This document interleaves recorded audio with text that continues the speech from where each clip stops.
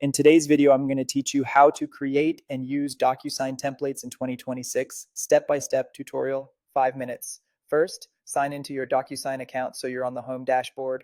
From there, head to the templates section. This is where you'll organize reusable documents and save time on anything you send repeatedly, like agreements, onboarding forms, or approvals. Click Create Template to start a new one. Give your template a clear name, and if you like, add a description so teammates know when to use it. Next, upload the document or documents you want to turn into a template. You can pull files from your computer or connect to cloud storage.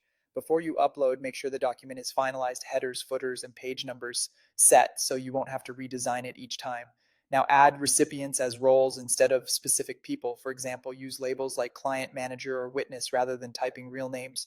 Roles make your template flexible because you'll fill in the actual names in emails later, and the same template works across many transactions without rebuilding anything. Click Next to move into the tagging screen. Here's where you'll place the field signers will complete. Drag and drop the signature field to the correct line, add a date signed field nearby, and include any initials or text fields where you need typed information. Assign each field to the appropriate role so the right person sees the right fields. If a field must be completed, mark it as required. Take a moment to zoom in and align tags cleanly. Crisp placement reduces signer confusion and back and forth. Before saving, configure the email subject and message your recipients will see.